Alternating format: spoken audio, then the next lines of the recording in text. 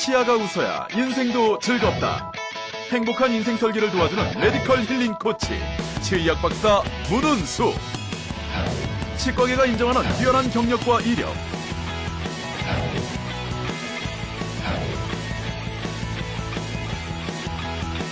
노블리스 오블리제를 실천하는 휴머니스트.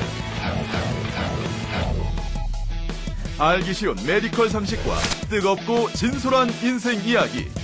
건강한 100세, 행복한 100세를 위한 진정한 힐링 타임. 네 번째 이야기. 충치, 그것이 알고 싶다. 치과를 찾는 가장 큰 이유, 자연치아를 잃게 하는 주요 원인, 심지어 전염까지 되는 무서운 세균성 질환, 충치. 그러나 충치라고 다 똑같은 충치가 아닙니다. 진행 단계별 증상부터 치료 방법까지 제대로 파악하고 치료받기 위한 모든 지식 지금 시작합니다. 안녕하십니까. 여러분들의 속을 들여다보는 남자 문은수입니다.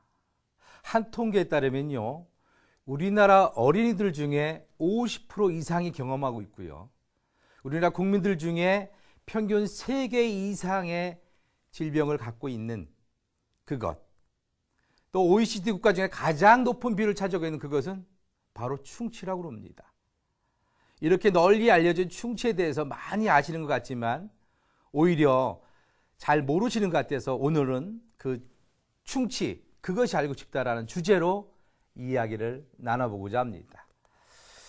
사실 충치에 대해 알아보려면요, 먼저 그놈이 어떤 놈인지부터 우리가 알아야 되지 않겠습니까? 우리가 사실 음식을 먹게 되면 양치질을 하는데요, 양치질이 제대로 되지 않으면 음식물 찌꺼기 남습니다. 그렇죠? 그 음식물 찌꺼기를 바로 제거하지 않으면 세균막인 티테라는 것이 우리 치아에 달라붙게 돼서 그 안에 세균이 그 음식물 찌꺼기, 당분을 먹고 산을 배출하게 됩니다. 그것이 치아를 녹이고 썩이는 것을 우리가 충치라고 합니다.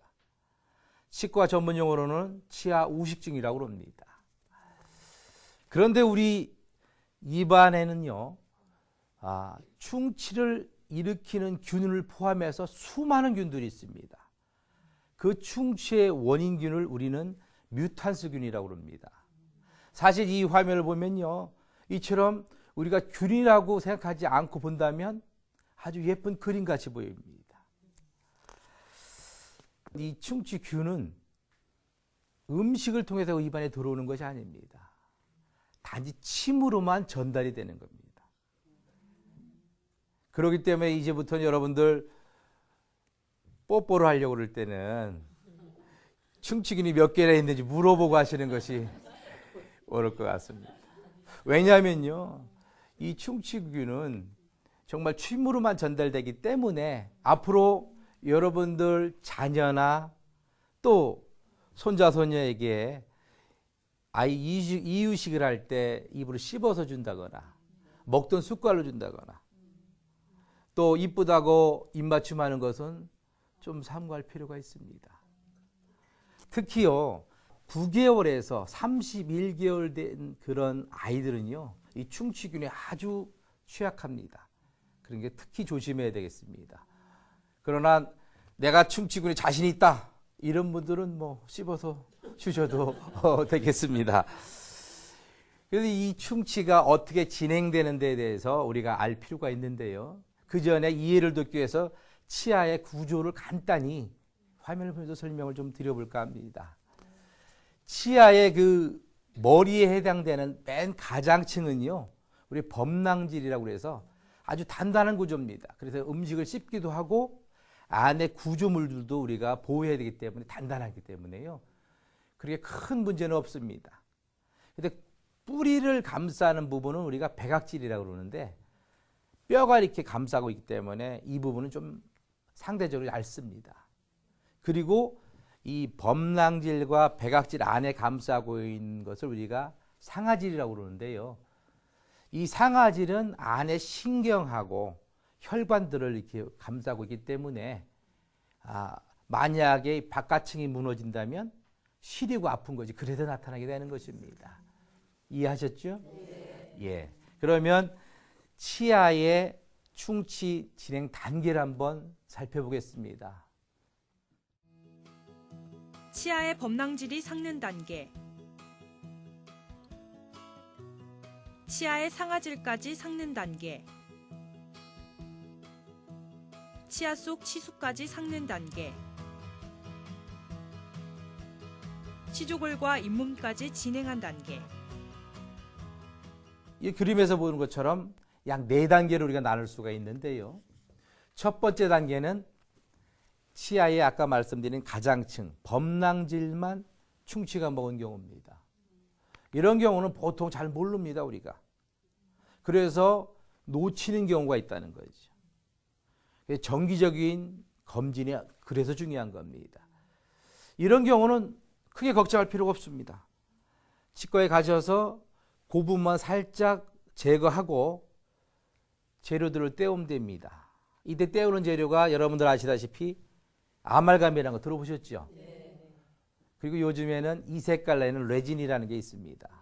근데 이 아말감이라는 놈은 사실은 비용은 저렴하지만 기능이 떨어집니다. 또 신미도 떨어집니다. 그리고 또 해로운 그런 물질을 유발하기 때문에 요즘 잘 쓰지 않고 있고요. 레진이라는 이런 재료를 쓰고 있는데요. 이 레진은 물성이 조금 약한 단점은 있습니다만은 아말감의 단점을 우리가 해결해 줄 수도 있고요. 또 이와 같은 색깔이라 요즘 많이 사용하고 있습니다. 그런데 이 1단계가 지나면 이 범낭질을 넘어서 상아질이라고 하는 그 안에까지 침투하게 되면 우리가 이가 좀 많이 썩게 되죠. 이쯤 되면 대부분 알아챕니다. 그래서 치과에 오시면은 그러나 아프지 않으니까 안 오는 분도 계세요. 이게 좀 심하게 진행돼서 신경 근처까지 가면 시리거나 뭐 씹을 때 좀 통증을 느껴서 찾아오는 분들이 계시지요. 이 경우만 와도 소위 땡큐입니다. 그 썩은 걸 제거하면 부위가 좀 크겠죠. 그럼 요즘 비싼 금으로 떼우거나 젊은이들은 금보다는 또 이 색깔을 떼우는 경우가 있습니다. 이렇게 떼우기만 해도 이를 보호할 수 있기 때문에 2단계까지는 우리가 회복될 수 있는 단계라고 우리가 볼 수가 있습니다. 화면을 보시면 금으로 떼운 거와 이 색깔을 떼운 것이 이렇게 표시가 되어 있습니다. 근데 이 2단계가 지나서 3단계는요. 그 치아 가장층인 범낭질과 그 속의 상아질을 넘어서 신경에까지 간 겁니다. 사실 이런 경우는 오지 말래도 여러분들 치과가 어딘지 막 찾아다닐 겁니다. 음식 먹을 때 아픈 건 물론이고요. 가만히 있어도 아픕니다. 특히 아마 여기 계신 분들도 밤에 아파서 잠 못 잡은 분들이 한두 분은 계실 거라고 생각을 합니다. 그렇죠? 네. 그런 경우는 다른 방법이 없습니다. 치과에 가능한 빨리 오셔서 신경치료를 하는 겁니다. 감염된 신경 조직을 깨끗이 제거하고요. 거기 안전한 충전재로 채운 다음에 신경치료하면 이가 쪼개지거나 깨질 수가 있죠. 그렇기 때문에 씌우게 됩니다. 씌우는 재료는 여러분들이 알다시피 쇠로 씌우거나 금이나 이 색깔로 씌우면 되겠죠. 그죠? 근데 2단계도 지나갔다. 우리가 소위 좀 무던한 사람이라고 좋게 말하면 그렇고요. 예. 현명하지 못하죠. 그때는 뿌리까지 감염이 된 거예요. 뼈까지 녹고 있는 중이에요. 이럴 때는 어쩔 수 없이 이를 빼야 됩니다. 빼고 그 부분을 보철이라든가 임플란트라든가 이런 방법을 해야 합니다. 그렇지 않으면요. 그 치아뿐만 아니라 인접치아까지 망가뜨리기 때문에 그런 겁니다. 그렇기 때문에 이 충치 단계를 여러분들이 이해하신다면 어떻게 돼요? 가능한 빨리 오셔서 치료를 받으셔야 됩니다. 또 우리가 가장 많이 느끼는 게 있습니다. 저 같은 의사들이 진료하면서 여기 계신 분들도 아마 절반은 갖고 있을 거예요. 뭐냐면 손톱으로 이렇게 이를 긁으면 긁히죠. 그죠? 이렇게 보면 홈이 파여 있잖아요. 그죠? 이런 경우를 우리는 참 많이 만날 수가 있습니다. 예전에는요. 이솔질을 옆으로 세게 해서 무척 파였다고 그러거든요. 사실은 이건 악화시키는 건 맞습니다. 그런데 요즘 현미경으로 들어다 보니까 유전적인 요인이 있다고 그래요. 치아의 범낭지라고 백악장 이어지는 부위가 적절하지 못해서 유전적으로 잔 미세한 그런 금이 간다고 그래요. 겉 표면이 깨져나간다고 그래요. 그런데다가 양치를 세게 하죠. 밤늦게 먹고 자서 거기 뭐가 산이 올라와 있죠. 그러니까 녹이는 거야. 그런데 이거의 가장 큰 단점이 뭐냐? 의사들이 가장 실망하고 환자들한테요. 신뢰 못 얻는 거야. 때워도 어때요? 또 떨어져. 때워도 또 떨어지고 때워도 또 떨어져. 그러니까 이 사람 의사가 실력이 없는 거 아니야? 라고 생각하는 경우가 많습니다. 우리는 그 파인 부분만 약품을 처리해 때우기 때문에 또 떨어질 수가 있습니다. 또 예후가 불량한 게요. 뿌리 쪽으로 이렇게 이어진다는 거죠. 그래서 이런 경우는 대부분 안 아픕니다. 심한 경우가 실이죠. 그렇기 때문에 아프지 않을 때 오셔서 떼어야 우리가 이를 보호할 수 있다. 시리게 되면 신경 근처까지 간 거고 좀 지나면 지금처럼 3단계처럼 신경이 죽을 수가 있어요. 감염될 수가 있기 때문에 빨리 치료했으면 좋겠다. 이해했죠? 네. 예. 이렇게 충치가 진행이 되는데 그러면 충치를 막아야 될 거 아니에요. 그죠? 네. 그런데 안 아프다는 이유로 치과에 안 오는 경우도 있지만 아파도 잘 안 오는 사람이 있어요. 그래서 우리가 분석해 보니까요. 이 가는 소리가 싫어서 갈 때 조금씩 타는 냄새도 나니까 또 아플까 봐. 그죠? 그럼 어떻게 해야 돼요? 썩지 않게 해야 되겠죠. 썩지 않는 방법 알고 싶으십니까? 궁금해요? 궁금하면? 네. 알려드리겠습니다. 여러 가지가 있지만 한 4가지 정도 설명을 드릴게요. 가장 중요한 것이 뭐냐면 서두에서 말씀드린 것처럼 올바른 칫솔질입니다. 이 칫솔질 하다 보면 균이 먹는 당분을 우리가 싹 제거하니까 균이 막 활동을 못해요. 그럴 뿐만 아니라 치아에 붙어있는 균을 우리 칫솔질에 의해서는 제거가 됩니다. 먹는 그 당분을 없앴죠. 균을 제거하니까 올바른 칫솔질만 구석구석만 잘해도요. 무려 70%나 충치를 예방할 수 있다고 그래요. 당연히 잘해야 되겠지요. 두 번째는 우리가 불소를 도포하는 겁니다. 생소한 분도 계시겠지만 아산에 불소 온천이 많습니다. 복받은 지역이에요. 아산에 사시는 분들은.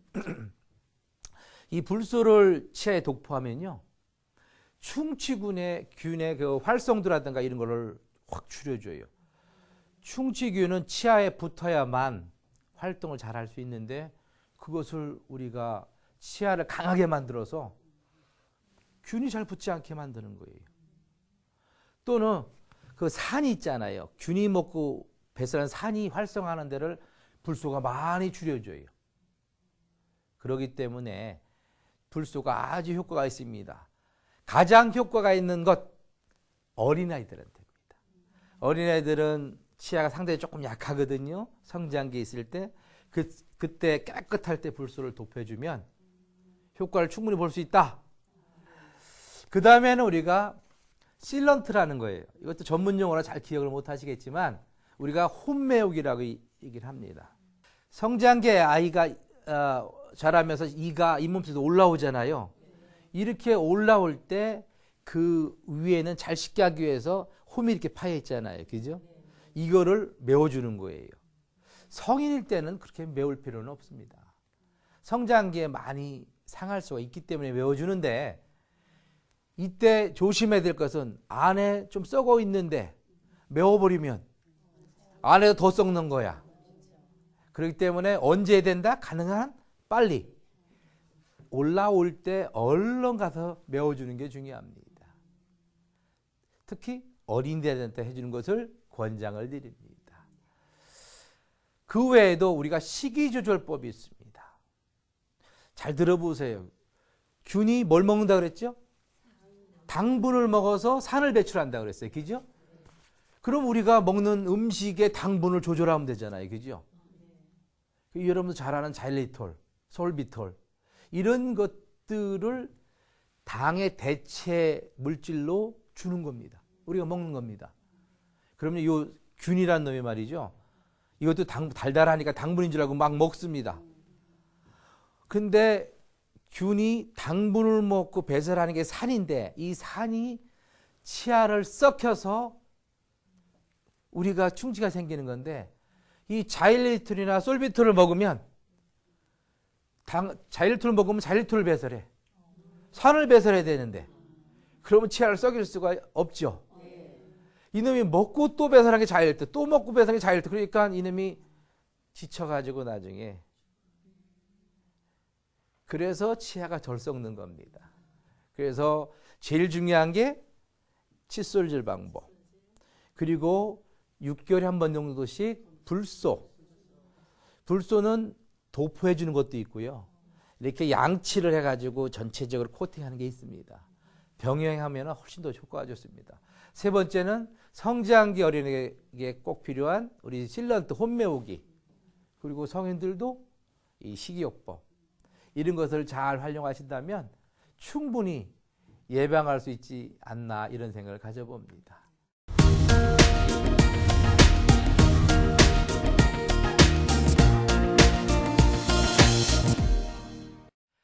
네, 오늘은 이렇게 우리가 가장 많이 경험하고 있는 충치에 대한 원인과 치료 방법 그리고 예방법에 대해서 말씀을 드렸습니다.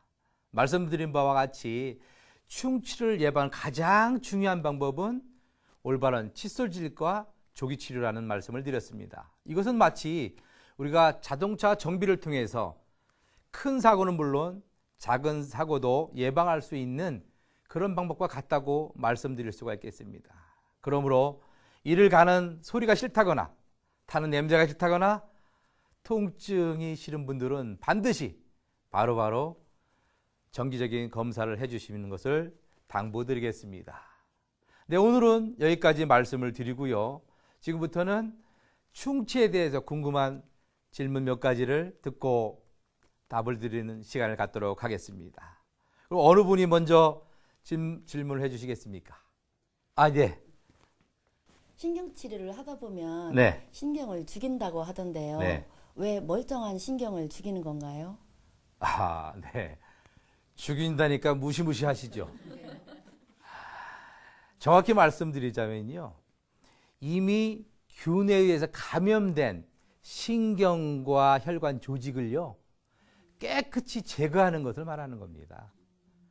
그렇게 깨끗이 제거하고 소독하고 재발되지 않게 안을 정리한 다음에 안전한 충전물로 거기를 깨끗하게 완전하게 메워줘서 또 다른 감염을 막는 그래서 그 치아를 살려주는 오히려 오래 쓸 수 있게 살려주는 것을 우리가 신경치료라고 그러지요. 그렇기 때문에 신경 내부를 깨끗이 치료하는 것을 신경 죽인다고 우리가 생각하지는 않고요. 그로 인해서 인접치아까지 퍼지거나 또 요즘 뼈가 많이 손상되면 임플란트도 하기 힘듭니다. 그래서 그 부분을 정리해서 오히려 이를 살려주는 것을 우리가 신경치료라고 말씀드릴 수가 있습니다. 답이 됐나요? 네. 예.